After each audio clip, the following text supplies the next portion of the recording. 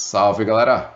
Mais um exercício aqui sobre conservação da quantidade de movimento, exercício 5 da FAMERP 2021.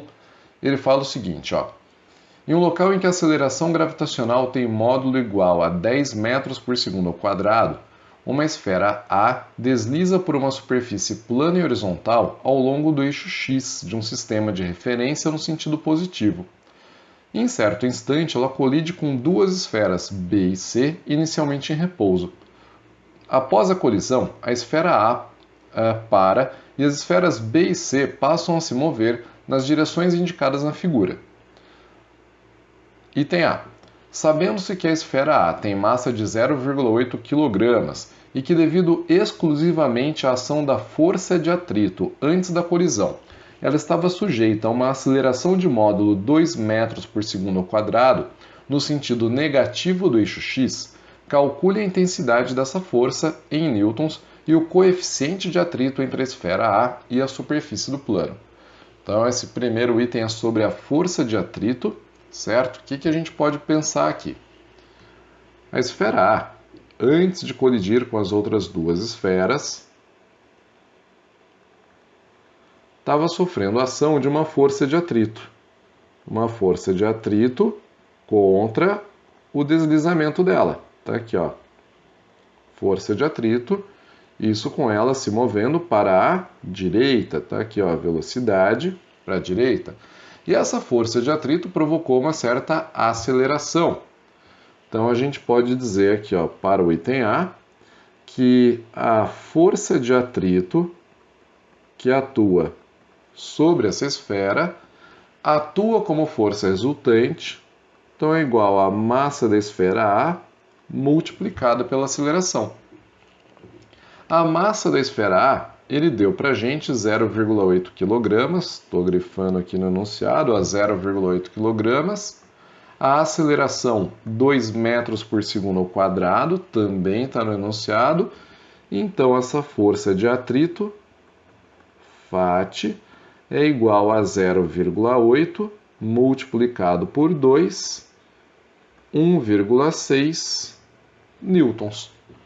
Então a gente tem uma força de 1,6 newtons, força de atrito atuando sobre o corpo A antes da colisão. Para descobrir o coeficiente de atrito, como é um atrito cinético ou dinâmico, a gente pode escrever que a força de atrito é igual a μ, o coeficiente, multiplicado pela normal. Num plano horizontal, a normal é igual ao peso, então vai ficar μ vezes m vezes g.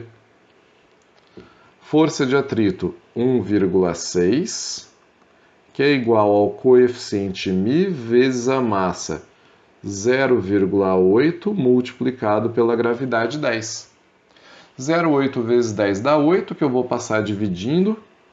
Então, esse coeficiente de atrito é igual a 1,6 dividido por 8, o que vai dar 0,2. 0,2 o quê? Nada. O coeficiente de atrito é uma grandeza adimensional, não tem unidade de medida.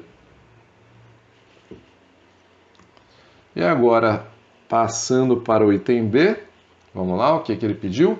Sabendo-se que a intensidade da quantidade de movimento da esfera A imediatamente antes da colisão era 0,8 kg vezes metro por segundo, que a intensidade da quantidade de movimento da esfera B imediatamente após a colisão era 0,6 kg vezes metro por segundo, o seno de θ vale 0,6 e o cosseno 0,8, calcule o módulo das componentes da quantidade de movimento da esfera C nos eixos x e y em kg vezes metro por segundo.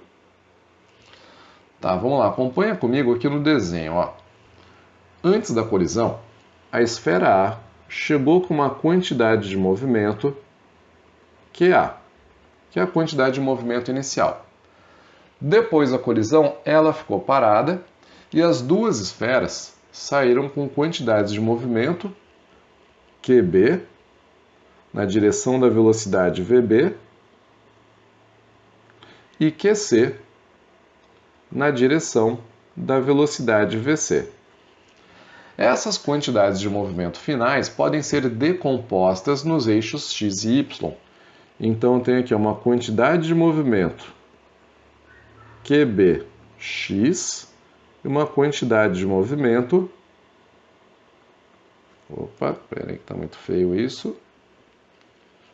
A caneta está dando uma falhada aqui. QBy.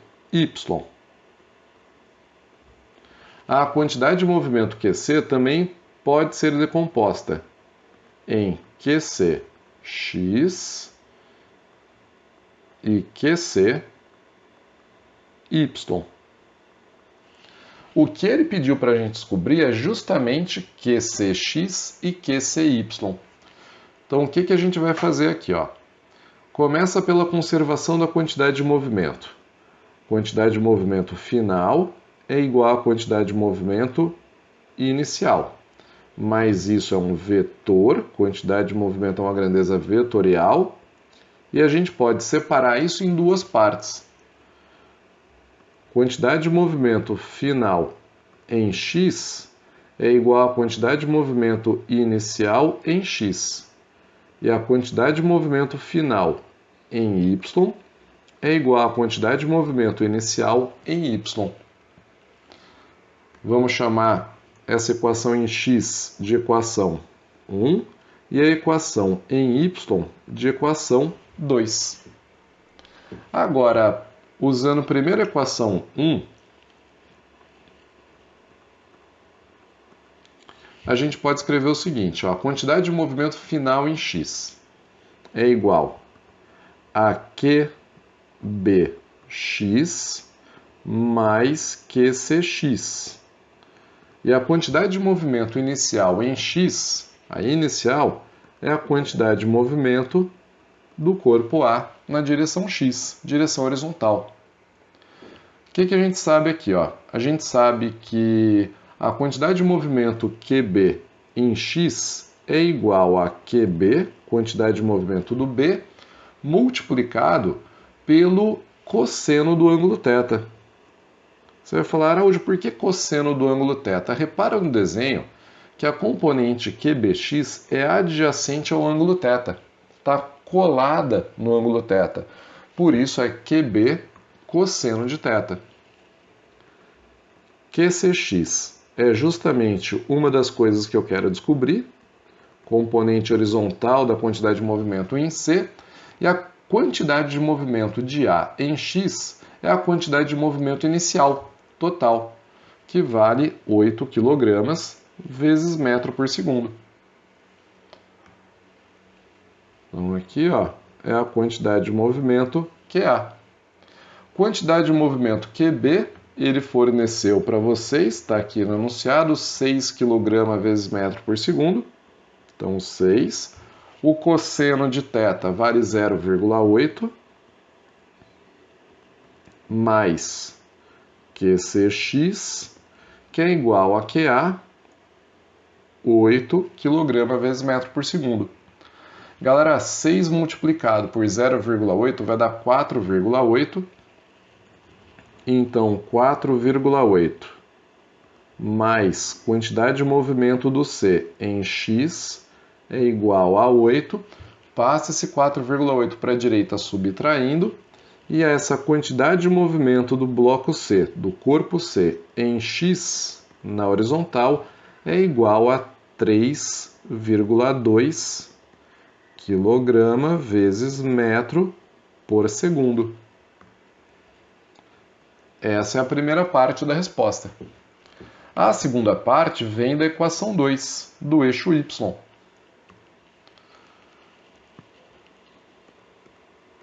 No eixo y, a quantidade de movimento do corpo B em y, mais a quantidade de movimento do corpo C em y, tem que ser igual à quantidade de movimento do corpo A inicial em y. Como o corpo A só estava se movendo na direção x, a gente já pode colocar aqui que a quantidade de movimento do A em y era igual a zero.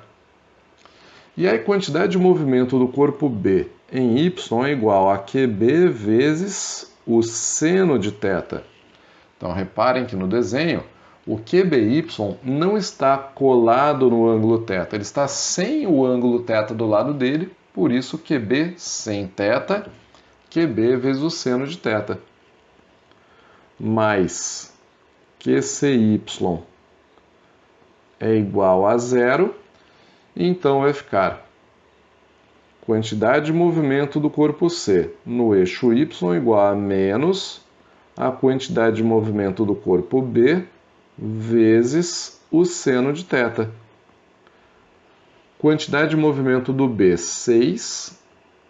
Seno de θ, 0,6. Então, a quantidade de movimento do corpo C em Y é igual a menos 3,6 kg vezes metro por segundo.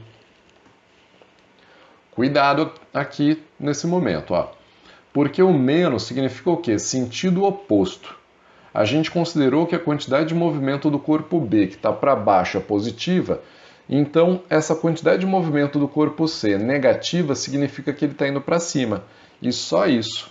Mas como ele perguntou para a gente qual é o módulo das componentes, olha aqui, ó, o módulo das componentes da quantidade de movimento, na resposta a gente vai ter que tirar esse negativo e escrever o seguinte, ó, acompanha aqui comigo. Você vai colocar aqui, ó, um resp, resposta, o módulo da quantidade de movimento do bloco C, do corpo C, no eixo X, é igual a 3,2 kg vezes metro por segundo. E o módulo da quantidade de movimento do corpo C no eixo Y é igual a 3,6 kg vezes metro por segundo. Agora sim, essa é a nossa resposta. Tá feito, pessoal. Se tiverem dúvidas, deixem comentários aqui. Lembra, dá um joinha, se inscreve no canal. Um abraço.